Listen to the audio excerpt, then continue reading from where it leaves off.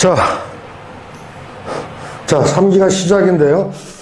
이번 3기 컨셉을 말씀드리면, 예전에는 2기, 3기를 그냥 50점짜리 문제로 그냥 랜덤하게 봤는데, 또 중요한 문제를 중심으로 갔는데, 그러다 보니까 조금 문제가 있는 것 같아서, 나눠드린 것처럼, 이렇게 기출문제 유료를 나눠드렸어요. 그래서, 사실은 이제 다른 학원에서 2010년 이전의 문제를 갖다가 중요하다고 하고 있는데, 그거는 전혀 앞뒤가 안 맞는 얘기예요.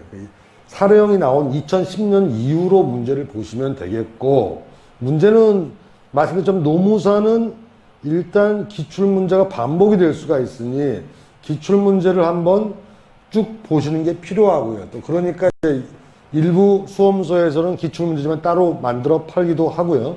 그러니까 그걸 염두에 두시고, 그 다음에 가능하면 제가 2기 때 시험 나왔던 거를 한번 쭉 정리를 해봤어요.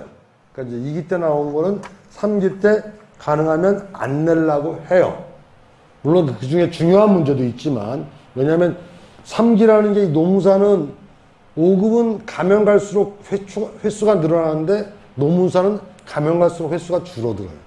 이게 저는 이 시험의 참 코미디한 면이라고 보는데, 어쨌든 6번밖에 없고 100점짜리 여러분한테 문제로 다룰 수 있는 게 한 3, 6, 18에서 한 20문제 안팎이에요. 그러니까 2기 때 나온 거를 가능하면 반복을 안 시키는 형태에서 문제를 내겠고요. 그리고 이제 이렇게 학생 수가 적을 줄 모르고 제가 또 열심히 해가지고 문제를 새로 내느냐고 보시면 해설지에는 문제가 하나 더 붙어 있습니다. 해설지에는 보시면은 뭐예요?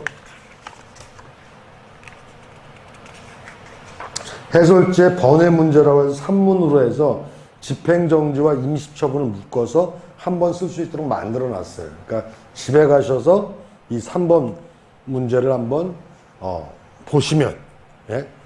왜냐면 여러분 지금 100점짜리도 못 쓰시는데 이거 150점짜리 쓰라고 하면 욕 바가지로 할 거 아니에요. 그러니까 그것도 한번 보시라고 말씀드렸고요.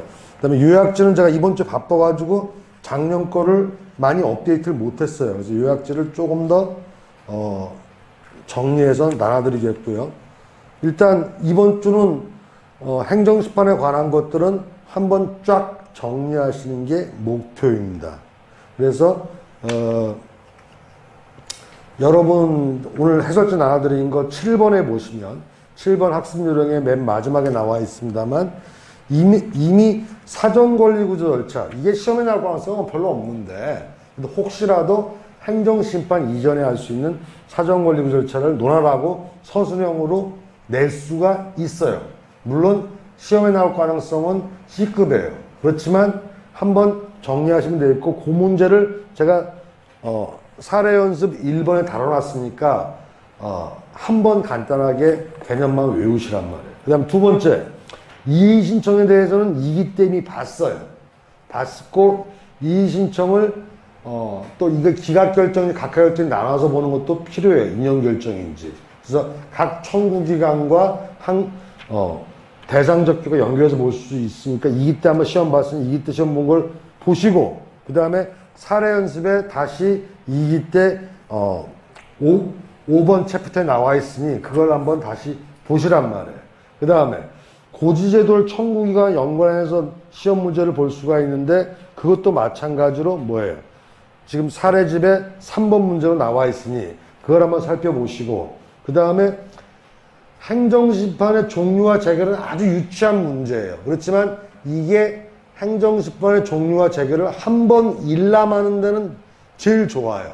그러니까 출제 가능성은 C급이지만 실제로 여러분이 공부하실 때는 가장 기초가 될 수 있는 기본 개념들이에요. 그래서 요런 문제를 놓고서 행정심판의 종류의 개념 한번 하고 각 인용재결의 개념들을 한번 외울 수가 있는데 요건 2기 때 한번 시험을 봤단 말이에요. 그러니까 그렇게 보시고, 그 다음에 의무행심판이 행정심판법에서는 출제도 한 A급 정도 문제지요. 그러니까 그거는 2기 때 묻은 시험도 봤고 오늘도 다시 한번 나왔으니 다시 한번 보시라고 말씀드리겠고요.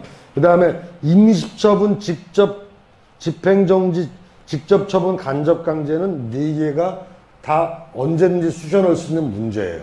그러니까 이건 B 플러스 정도 되니까 각기 다 외우시고요.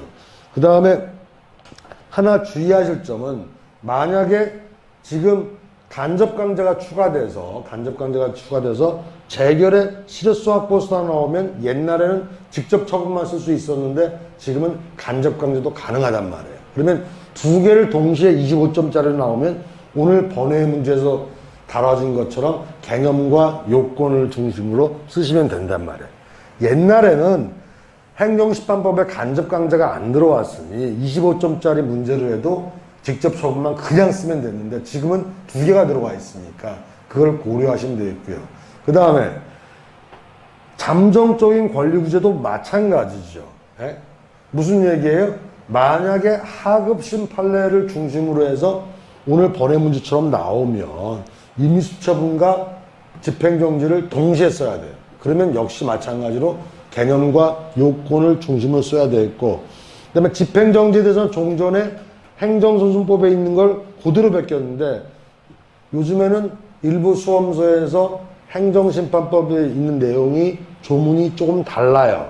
다르니까 목차를 조금 다르게 구성해야 되지 않느냐라는 고민들을 해서 제가 새로운 목차에 맞게 한번 번외 문제로 구성을 해봤습니다. 그 다음에 특별행정심판에 관해서는 이게 범위 이탈에 문제가 있으니까 조금 애매하긴 합니다만 시험에 내면 언제든지 나올 수 있는 문제란 말이에요. 그래서 특히 변시에 한번 나왔던, 올해 변시에 나왔던 토지수용심판을 유심히 보시고, 그 다음에 좀 쓸 게 많은 게 여러분이 잘 아시다시피 조세심판이 되겠죠. 그래서 두 개를 중심으로 외우시고, 공무원 소청은 각종 문제도 한번 나왔으니까 한번 보시고 사례집도 한번 다뤄놨고요. 그 다음에 오늘 보시는 이제 연금 관련해서 한번 간단하게 다루면서 최신 판례를 엮어놨단 말이에요. 그래서 그렇게 해서 행정심판법을 한번 쫙 정리하셔야. 그래서 이제는 3기니까 제가 이제 강의 나갈 때마다 기본적으로 나왔던 문제들을 한번 쫙 정리를 해드릴 거예요. 그러니까 그렇게 해서 한 번씩 따라오시면 6기 내에 한번 쫙 정리를 해보자는 말이에요. 그래서 이렇게 하시고, 그 다음에 이제 새로운 판례 중심으로도 문제가 나올 수 있긴 한데 저는 이제 그 시험 범위에 대한 그 한계를 지키고 있으니까 가끔 이제 범위가 벗어나는 문제를 내시는 분들이 있는데 그거는 있으면 혹시 구해서 한번 보시는데 항상 염두에 두실 것은 노무사는 최근에 시험 범위를 벗어나지 않는다는 걸 좀 염두에 두실 필요가 있고요. 자, 본론 들어와서 1번 문제 보시면, 자, 갑이 나왔잖아요. 갑에 동그라미를 치시고, 그 다음에 갑은 A시에서 신주쿠 이자카야가 나왔으면 밑줄을 치시고, 그 다음에 일반 음식점을 운영하고자 하니까 뭐예요? 밑에 일반 음식점 허가가 돼 있으니까 네모 표시를 하시란 말이에요. 그 사학 표시를 하시고, 그래서 뭐예요? 음식점 허가를 받으려고 하면 식품위생법상 시설 기준과 면적 기준을 갖춰야 되니까 그 밑에 밑줄을 치시고, 그 다음에 허가 신청을 했으니까 허가 신청에 사학 표시를 하시고. 여러분들이 일반 행정법을 안 배우시는데 각종 행정작용을 뭘 해달라고 행정청한테 요구할 때는 신청이에요. 신청이고, 행정작용이 아니라 단지 정보 제공을 위한 경우에는 신고란 말이에요. 신고. 규제 완화가 되면 행정작용에서 톤 다운되면 신고로 넘어가요. 그럼 그때부터는 뭐예요? 여기에 그럼 이 양자의 차이가 뭐가 있냐? 의사표시에 관한 거예요. 의사표시. 신고에는 의사표시가 없어요. 정보 제공이니까. 근데 신청에는 항상 민법상 계약처럼 내가 뭘 해달라는 의사표시가 있단 말이에요. 자, 그래서 허가 신청을 했고, 이제 문제는 음식점 상호가 일본 유흥가를 상호로 해서 최근 문제되는 한일 관계에 따라서 국민정서상 적합하지 않다는 점에 밑줄 치시고, 그 다음에 이자카야라는 영업 형태가 주류 판매를 목적으로 하는 단란주점인지 아니면 음식류를 주로 판매하는 일반 음식점 허가인지에 대한 명확하게 결정하기 어렵다는 점. 그 다음에 갑이 신청한 시설 기준은 음식점 영업허가와 단란주점 영업허가를 각기 충족한다는 점. 세 가지죠. 세 가지인데 이 세 가지가 처분사유 추가 변경에 대해서 문제가 나오면 이 처분사유가 중요하겠죠. 아니면 본안 문제에서 위법을 물어보면 중요해요. 근데 이 사안에서는 본안 문제를 안 물어 중요한 점이 아니라는 거예요. 다만 여러분들이 시험과 상관없는 거지만 제가 조문을 찾아다 보니까 재밌는 게 있더라고요. 똑같이 음식을 팔고 술을 팔 수가 있는데 음식이 중심이 되면 일반 음식점 허가가 되고 술이 중심이 되면 단란주 종업이 되더라고요. 그러니까 이제 이게 참 애매한 거예요. 미국은 일반 음식점에서는 줄을 절대 못 팔아요. 그리고 줄이 허가를 받으면 세금이나 각종 내야 될 시설 기준이 복잡해져요. 그래서 미국 여행 가서 보신 분들은 알겠습니다만 일반 음식점은 술을 안 파는 데가 거의 90%예요. 하다못해 와인도 파는 집은 큰 집들이에요. 그러니까 식당에서는 절대 술을 안 팔아요, 미국. 근데 우리나라는 뭐예요? 이게 식당인지 술집인지 아무 차이가 없죠. 근데 이제 법상으로는 음식이 주면 일반 음식점이고 술이 주면 이제 단란주점이 되는데 문제는 무슨 문제가 있냐? 이러면 이자카야라는 게 좀 애매한 거죠. 원래 이자카야는 술이 주죠. 근데 실제로는 일반 음식점 허가를 많이 내는 모양이에요. 세금이 싸니까. 어쨌든 그래서 일단 얘는 허가를 신청을 했는데 결정을 못했단 말이에요. 결정을 못했다는 얘기는 뭐예요? 거부 처분 아닌 부작인데 결정을 못한 상태에서 법령에서 정보공개법처럼 20일 동안 결정 안 하면 부작위로 거부 처분 본다는 간주거부 규정이 있거나 아니면 아무런 처분을 안 했지만 나한테 처분을 안 했지만 합격자 발표를 했으면 뭐예요? 묵시적 거부가 된 경우죠. 그 두 가지가 아니면 나머지는 뭐예요? 부작위란 말이에요. 부작위. 그래서 허가를 하지 못했다는 데다 밑줄을 치시고 옆에다가 거부 처분 그 다음에 슬러시 긋고 부작위 하고서 물음표를 쫙 하셔야겠죠. 그래서 이게 거부 처분일지 부작위일지 고민을 하셔야겠고 그 다음에 음식점 허가를 받으면 영업준비를 하고 있었는데 재정합박에 따라서 뭐예요? 일반 음식점 허가에 대한 의무 이행을 구하는 행정심판을 제기했다. 의무행 심판이라는데 사각 표시를 하시고요. 자, 그러면 이 사안에서 보시면 자, 갑이 A시장을 동그라미 안 했네요. A시장을 동그라미. 갑이 원고가 돼서 A시장 을을 피고로 해서 뭐예요? 일반 음식점 허가를 신청했다가 허가에 대한 허가를 하지 못했으니까 뭐예요? 의무행 심판을 구했다라는 게 이 본문 내용에 여러분들이 아셔야 될 전부죠. 그래서 이렇게 머릿속에 원고는 동그라미, 그 다음에 중요한 법률 행위는 사각 표시, 그 다음에 각종 사유들은 밑에 밑줄을 그런 식으로 하고 쟁점이 될 수 있는 허가를 하지 못했다 이런 것들은 거부 처분인지 부작인지 물음표를 해놓으시면 이 본문에 대한 답이 딱 나오죠. 자, 그러고 나면 자, 1번 문제는 뭐예요? 자, 어떤 재결을 해야 되니까 재결에 사각 표시를 하시면 되겠죠. 그러면 이때 또 어떤 분들 가끔 있냐면 노무사에서 갑자기 취소집하면 다 쓰시는 분이 있죠. 그러면 되겠어요? 안 되겠어요? 본문에서 뭐라고 했어요? 의무행 심판이라고 했죠. 그러면 의무행 심판에 대한 재결만 써야 되지. 가끔가 노무사 보면 황당한 질문 하시는 분도 있어요. 물음에는 없지 않냐고. 본문에 있잖아요. 본문하고 연관해서 생각하시고 가끔 물음이 본문하고 상관없이 만약 이러면 하고 전제를 두면 본문하고 상관없는 거죠. 근데 그렇지 않고 지금처럼 하면 본문하고 연결해서 생각하셔야 되는 겁니다. 그래서 의무행 심판의 재결을 쓰라는 거지요. 자, 2번 문제를 보시면 2번 문제는 자, 단람 주점 영업 허가를 할 거를 명령했단 말이에요. 이거는 뭐예요? 가정법이죠. 그래서 만약 한 경우에 A시장 을이 이행하지 않을 경우에 어떻게 해야 되냐? 재결의 실효성 확보수단을 쓰라는 거죠. 재결의 실효성 확보수단을 쓰라고 했다고 이해하시면 되겠고. 자, 참고조문 주어진 거는 누누이 말씀드렸습니다만 이게 모범 답안에 필요성이 있는 경우는 10%에서 20% 정도예요. 나머지 개념 외에는 사실 별 필요가 없는데 이 경우도 크게 도움될 건 없어요. 다만 이 규정에 보시면 영업허가 하려면 시설 기준이 있어야 되는구나. 그 다음에 영업허가 할 경우에 시장군수구청장의 허가를 받아야 되는구나. 그럼 피고에는 아무 문제가 없죠. 그 다음에 식품위생법 시행령에 보면 이게 일반 음식점하고 단란주점을 구분하고 있구나. 이 정도만 알고 본문으로 넘어가시면 되겠고요.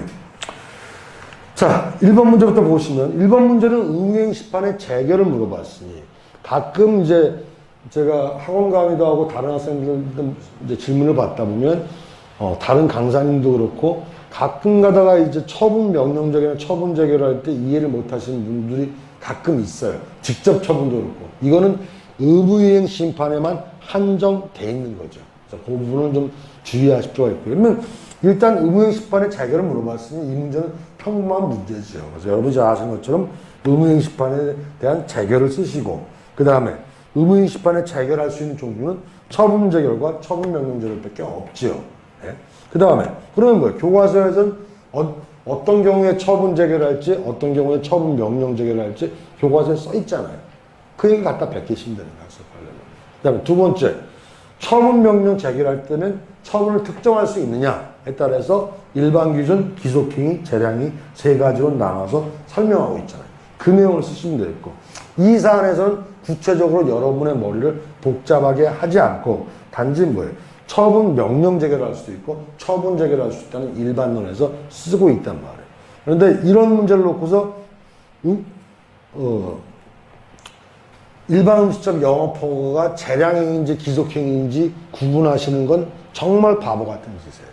그걸 구분하라고 시험 문제에 내는 경우도 거의 80%는 없거니와 만약에 10%나 20% 낸다 하더라도 거기에 스트레스 받지 마시고 여러분들이 해야 될 건 뭐다? 지금 제가 말씀드린 기본적인 내용을 열심히 틀리지 않게 베끼는 게 중요해요. 그 다음에 이제 시간이 남으면 그런 문제가 나왔으면 일반 음식점 영업허가 기속행위인지 재량행위인지 사안에 적용 한 줄 쓰시고 결론에 쓰시면 돼요.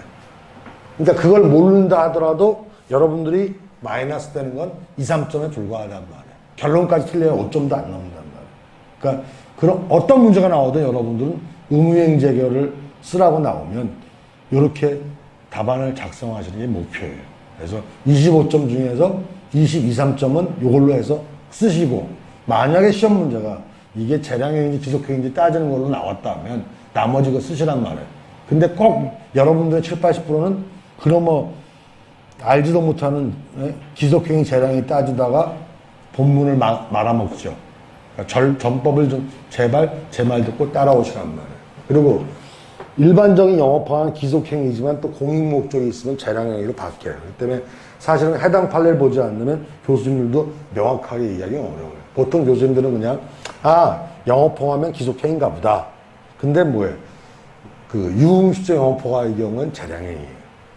그러니까 그것도 구분이 사실은 애매모호한 거예요. 여러분이 생각하는 일반 상식과 꼭 맞아떨어지는 게 아니에요. 그러니까 그런 거에 연연하지 마시고 문제를 풀어가시란 말이에요. 그냥 생각하시면 여러분 행정법 총론을 안 배웠지만 유흥식 영업허가는 재량행위다 정도.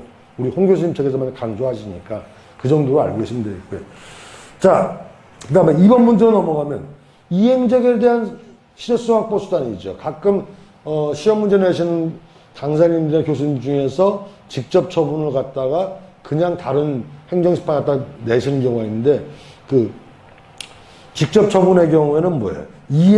의무이행 심판뿐만 아니라 처분 명령 재결을 한 경우에 한정이 돼요. 그래서 실제로 직접 처분을 문제를 내려면 본문 문제가 반드시 의무이행 심판이어야 되고 처분 명령 재결을 한 경우로 한정되기 때문에 실제로 직접 처분을 문제 내기가 참 어려워요. 근데 이거를 신경 안 쓰고 다른 학원에서 가끔 무작대기를 내시는 분이 있는데 그러면 그건 문제가 출제 오류가 있는 거예요.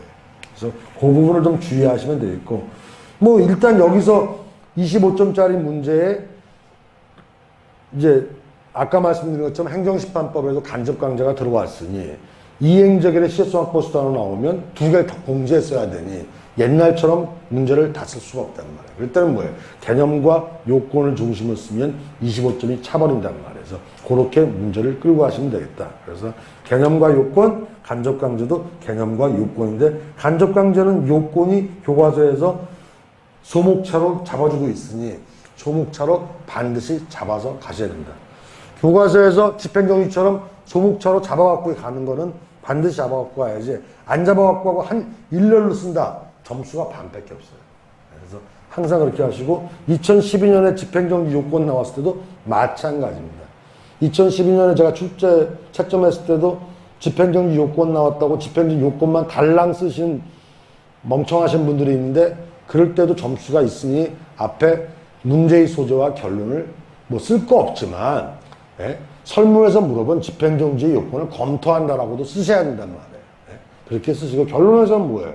집행정지 요건이 이거 있다라고 결론을 써서 인위적으로 배점이 돼 있으니 맞추라는 거죠. 문제에서 집행정지 요건만 달랑 나왔다고 이렇게 해서 쫙 쓰시는 분이 있는데 진짜 바보 같은 짓 하는 거예요. 25점 이상 나오면 제가 전에도 말씀드렸지만 요즘 변시는 10점짜리 문제에도 문제의 소재와 결론이 각 1점씩 배당이 돼 있어요. 25점짜리는 당연히 써야죠. 작년도 마찬가지죠. 행정청이 부담액을 의문했다고 해서 일 재처분은 이렇게 쓰고 말 거예요, 그냥? 아니죠. 반드시 문제의 소재와 결론을 쓰시는 훈련들을 하시고, 다만 이렇게 두 가지 쟁점을 25점짜리로 묶어 나왔을 때는 줄여 쓰는 요령이 필요하고, 만약에 이 중에서 어느 하나를 콕 집어서 나오면 뭐예요? 직접 처분이나 간접 강제를 25점에 맞게 교과서대로 구구절절 쓰시는 그런 전략적인 태도를 머릿속에 좀 갖고 계시라는 거죠. 오케이? 그렇게 준비를 하시면 되기 때문에 제가 고딕체로 해놓은 거는 만약에 큰 문제 나오면 그걸 다 쓰고 작은 문제 나오면 지금 명조초가 된 것만 쓰시라고 말씀드린 거란 말이에요. 자, 오늘 여러분들이 힘들어했을 이문 문제.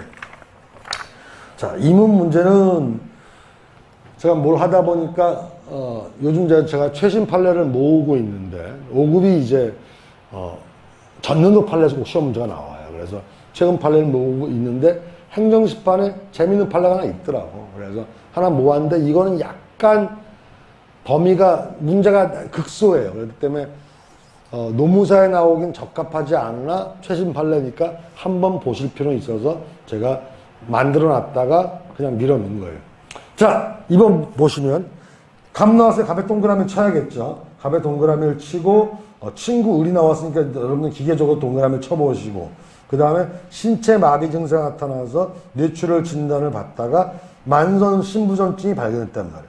그러면 본문에서 이제 애매한 게 저도 사례를 검토를 하다 보니까 뇌출혈이 증상인지 만성 신부전증이 증상인지 알기가 어려워요.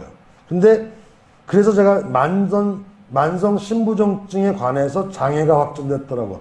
장애 확정에 사학 표시를 하시고 그래서 원래 판례는 안 나오지만 만성 신부전증이란 말을 추가하는 거예요.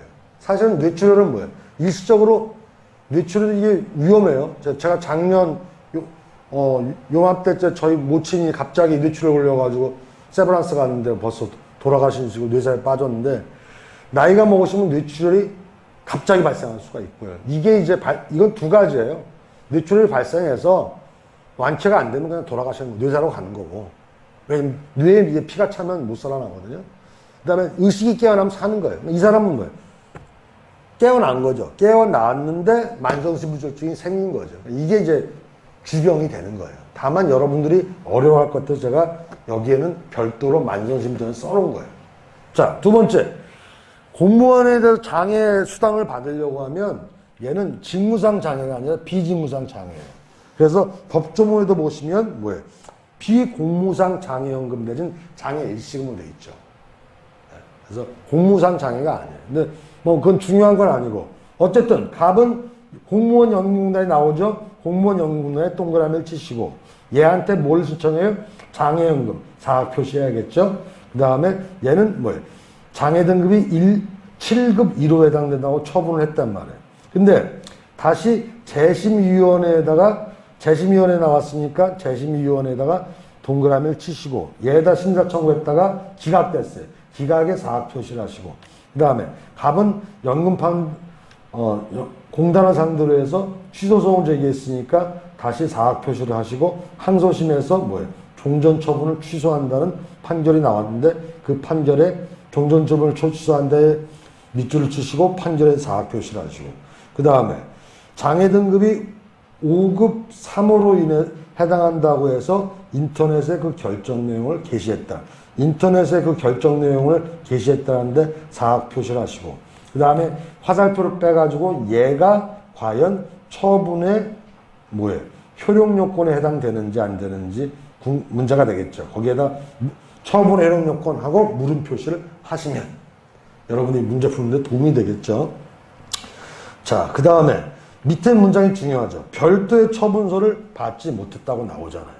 그러면 밑에 별도의 처분서를 받지 못했다는데 밑줄 치시고 그 다음 문제는 뭐예요? 이게 처분의 효력 요건을 충족했는지 안 했는지가 문제가 되겠죠. 뭐 이미 제가 2기 때 가르치던 바에 있고요. 자, 1번 문제를 보시면 처분의 취소를 구하는 행정심판을 청구했다. 행정심판에 사학 표시를 하시고 얘는 취소심판이 되겠죠. 취소심판이 되겠고 이 사건 처분은 뭐가 되겠어요?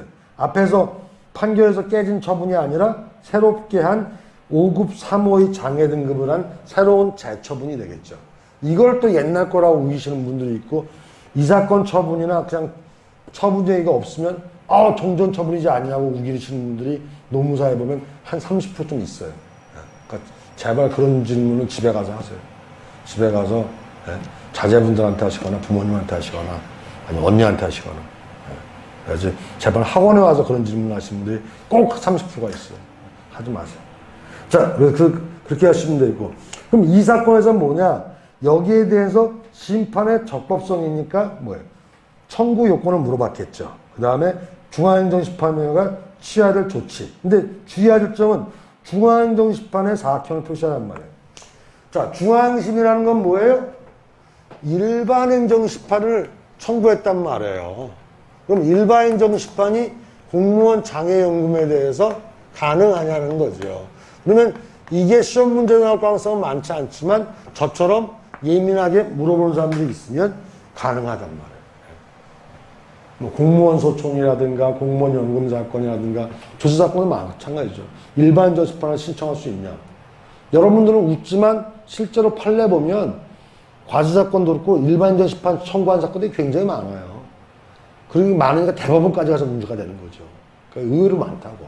그래서 한번 검토할 필요가 있고 두 번째 문제는 자 7월 10일자로 처분이 있음을 안 날리라고 해서 심판 청구가 적법하다고 주장하는데 이게 타당하냐는 거예요. 그럼 아까 제가 말씀드린 처분의 효력 요건을 검토하라는 거죠. 이미 제가 이때 알려드린 것처럼 다른 수단을 통해서 처분이 있음을 알게 된 경우 하더라도 처분의 그 기산점에는 산정하지 않는다고 말씀드린 바가 있고요.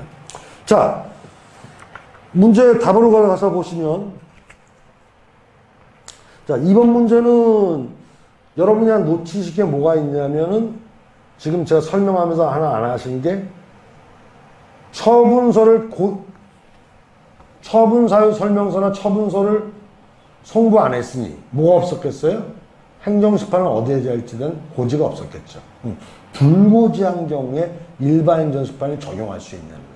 일반 행정심판 적용 여부만 갖고는 문제의 답안을 쓸 수 있는 내용이 안 나와요. 그러니까 뭐예요?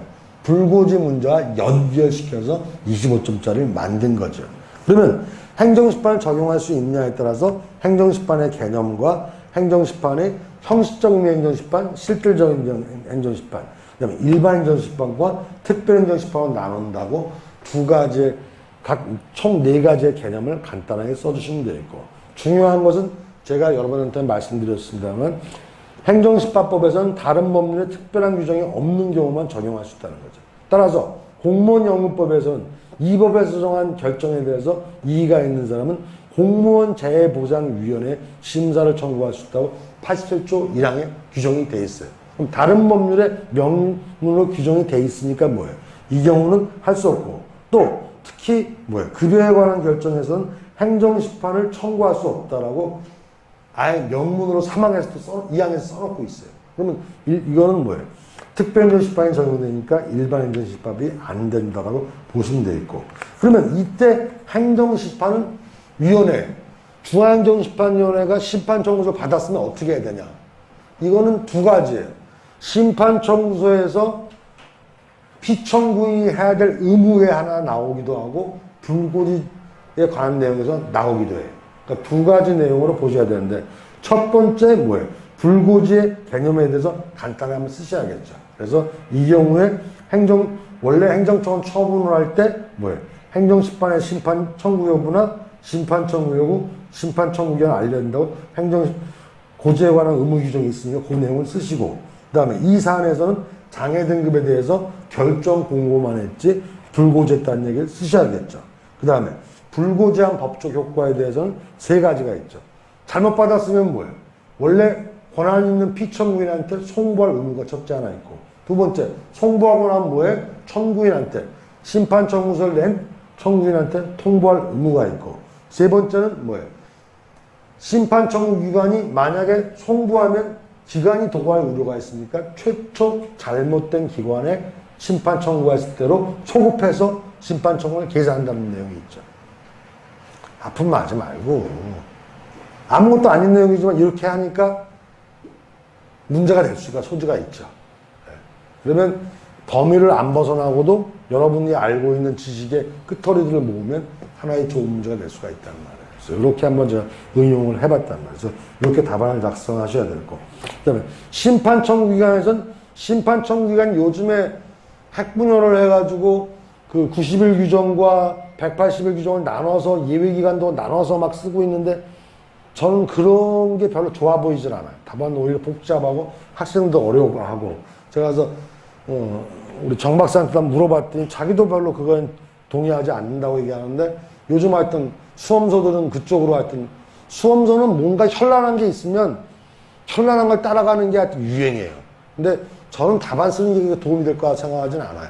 더 복잡하기만 하고 여러분 이해하기 어렵고. 그래서 지금 보시는 것처럼 심판청구기관의 원칙, 그 다음에 처분이 있으면 안 날, 처분이 있는 날에 대한 기본적인 판례의 내용, 그 다음에 처분이 있는 날도 통지한 날과 고시의 공고에 의한 거.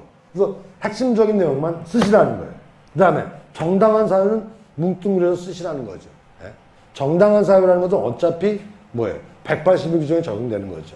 그래서 이 경우는 제3자의 경우 원칙적으로 정당한 사유가 있다는 것을 아는데, 다만 특별한 사정이 있는 경우는 예외적으로 적용되지 않는다라고 쓰시면 되겠고, 불가항력의 경우는 뭐예요? 90일 규정에 해당되는 거죠. 그다음에 오고지에 해당되는 경우, 불고지에 해당되는 경우, 특별행정심판에 해당되는 경우, 또 다른 기관에 잘못 청구된 경우, 이렇게 6가지로 쓰실 필요가 있단 말이에요.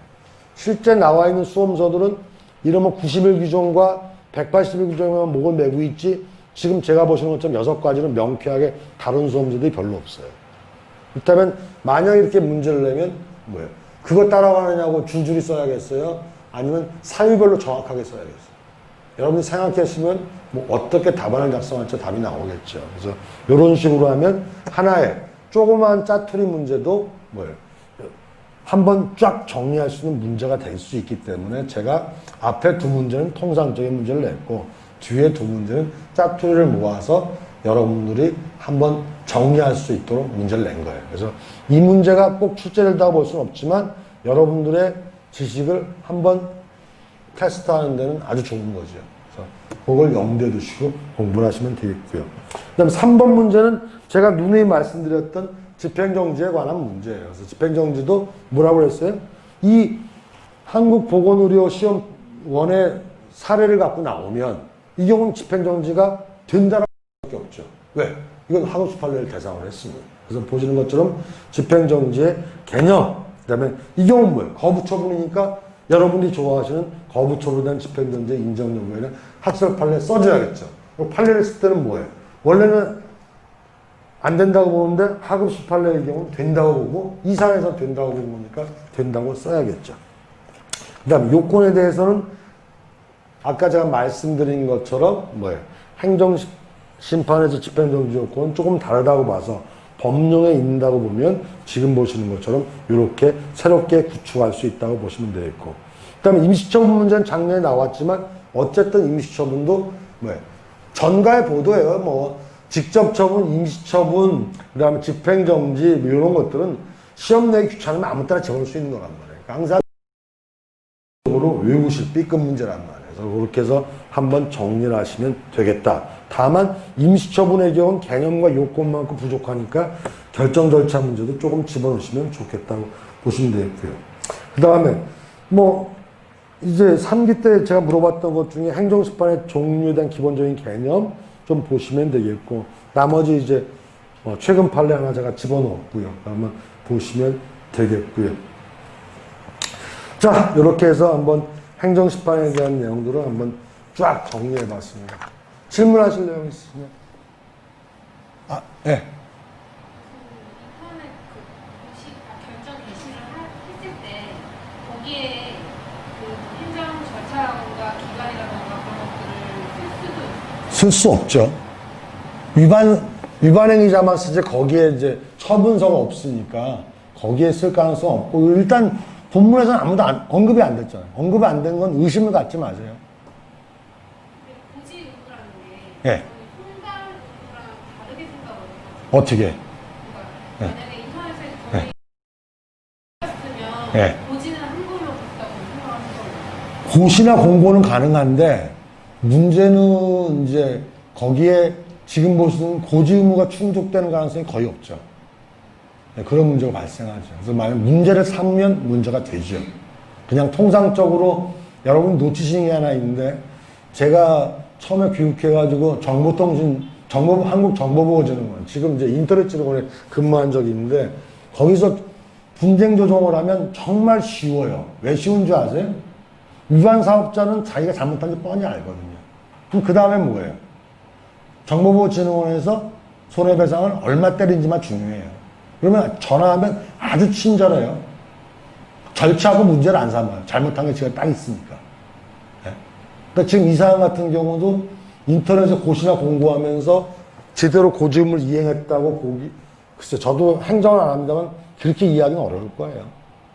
대부분 이제 그런 경우, 인터넷에 고지하는 경우는 위반 사업자들을 고지하는 경우이기 때문에 그걸 문제를 안 삼는 것 뿐이지, 문제를 삼으면 지금 사안처럼 문제가 되죠. 불고지한 걸로 되죠. 그러니까 거기까지는 의심을 하시지 마시라. 그리고 이제 항상 행정법 문제는 이제 그런 의심을 가지시면 학구적으로는 좋은데 그럼 문제가 엇나가요. 그러니까 행정법 문제는 주어진 사례 안에서만 고민을 하시고 상상의 나래를 펴지 말으셔야 됩니다. 또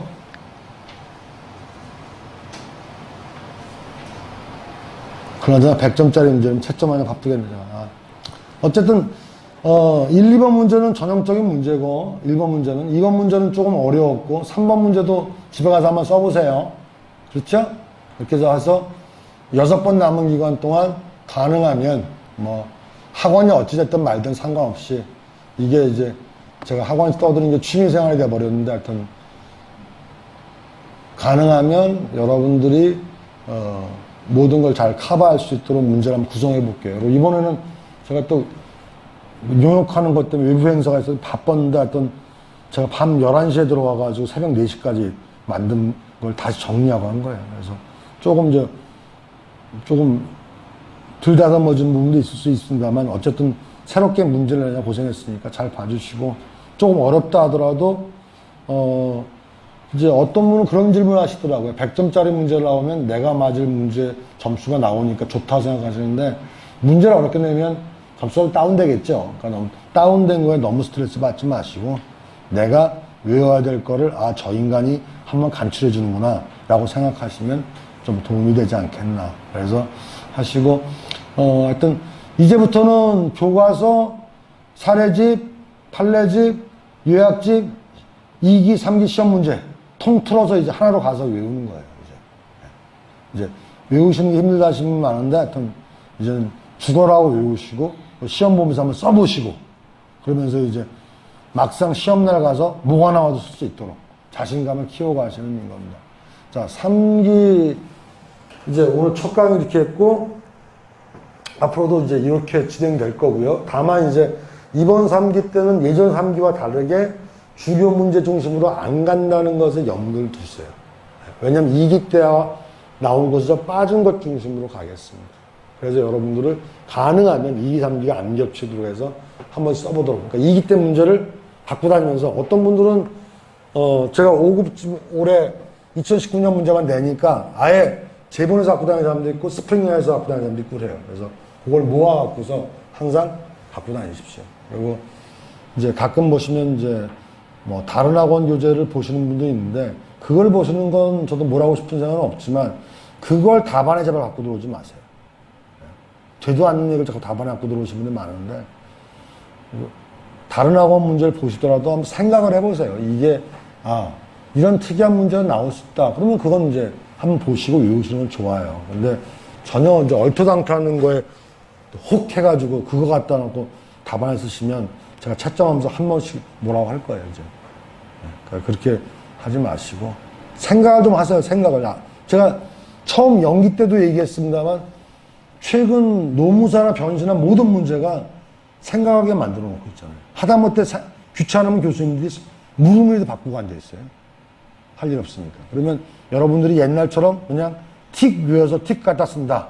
노무사는 그냥 간단하게 외워서 간단하게 쓰는 게 목표다. 이렇게 생각하실 때는 조금 지났어요. 하다못해 설문에도 바꾸고 있으니. 그래서 여러분들이 조금 이해하시고 외우시고 내 걸로 만들어서 말장난을 치더라도 안 넘어가고 답안을 정확하게 쓰시는 게 목표입니다. 자, 어쨌든 시작은 이렇고요. 요번에 이제 행정시판이 좀 내용이 많으니까 이번 주에 공부하고 외우실 내용이 많습니다만 좀 정리를 하시고 나머지 5회 동안은 행정소송 나가니까 조금 외울 내용이 적을 것 같습니다. 자, 다음 주에 35도까지 올라간다니까 건강하시고 다음 주에 뵙겠습니다. 수고하셨습니다. 감사합니다.